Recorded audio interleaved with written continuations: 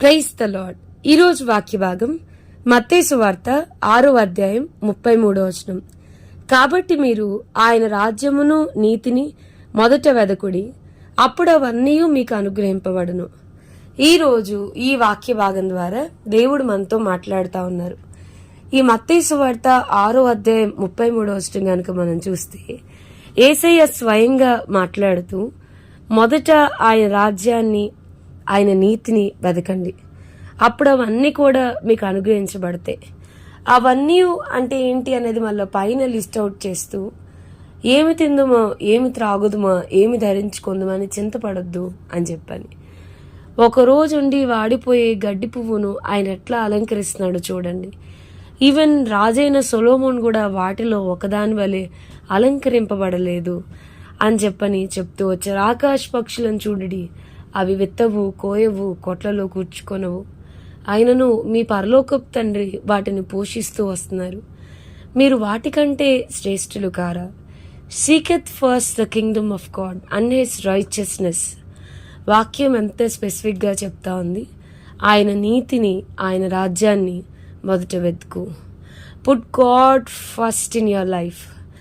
దేవుడు మన జీవితాల్లో మొట్టమొదటి ప్రాధాన్యత గనుక మనం దేవునికి ఇవ్వగలిగితే, మన జీవితాల్లో ఉద్యోగాలు, డబ్బులు, రకరకాల వాటి వెనక కాక ప్రభువుని ముందు పెట్టి ప్రభువుని వెంబడించడం ఎట్లను నేర్చుకుంటే చాలు, ఆటోమేటిక్గా అవన్నీ మనకు అనుగ్రహింపబడతాయి అని వాక్యం చెప్తోంది.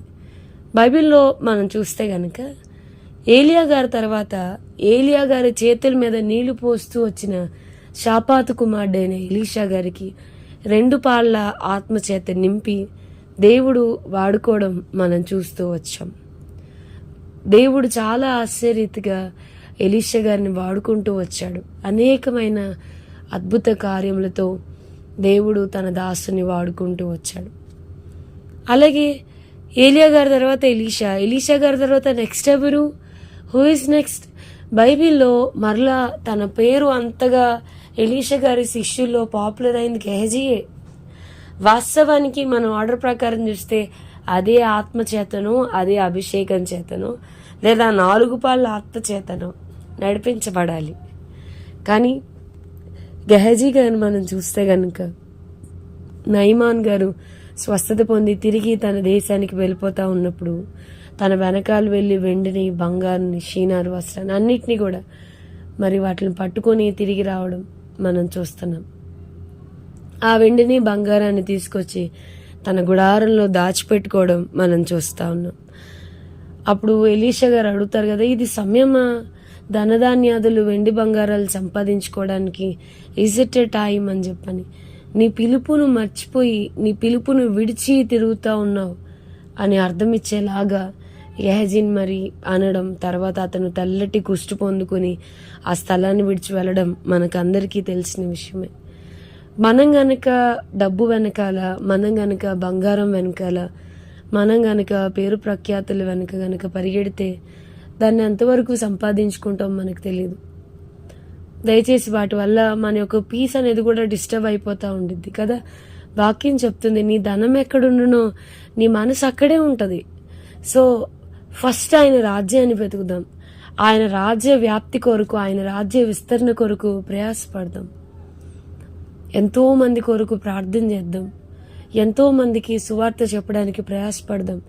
ఎంతో మంది మన దేశంలో నశించిపోతున్న వారు ఉన్నారు. వారి కొరకు భారం తీసుకొని కన్నీరు కార్చుతాం. మనం ఎప్పుడైతే దేవుని పనిని చేస్తామో ఆటోమేటిక్గా దేవుడు మన పనిని చేస్తాడు. అన్ని రంగాల్లో దేవుడు మనల్ని ఆశీర్దిస్తాడు. అందుకనే వాక్యం చెప్తుంది, ప్రియుడా, నీవు నీ ఆత్మలో వర్ధిల్లుచున్న ప్రకారం నీవన్నీ రంగములలో వర్ధిల్లుచు సౌఖ్యముగా ఉండదు అని. ఫస్ట్ మన స్పిరిచువల్ హంగర్ అనేది the desire for God, the hunger for the lord. దేవుని కొరకైన ఆకలి, దేవుని కొరకైన ఆ తృష్ణ మనలో ఎక్కువగా ఉన్నప్పుడు, ఆత్మీయంగా మనం అభివృద్ధి చెందుతా ఉన్నప్పుడు అన్ని రంగాల్లో కూడా దేవుడు మనల్ని ఆశీర్దించడం మొదలు పెడతాడు. అన్నీ మన వెనకాలే వస్తాయి. దేవుడు మనల్ని ఆశీర్దిస్తాడు. సో మొదట ఆయన రాజ్యమును, నీతిని, ప్రభు పనిని చేసే భాగ్యము దేవుడు మనకి దయచేయను గాక. ప్రార్థన చేసుకుందాం. ప్రభా, ఈరోజు వాక్య భాగం ద్వారా మీరు మాతో మాట్లాడినందుకు వందనాలు. వాక్యం విన్న మా ప్రియులైన వారిని అందరినీ దీవించి ఆశీర్వదించమని యేసు నామమున అడిగి వేడుకొంచున్నాం తండ్రి. Amen. God bless you and have a blessed day.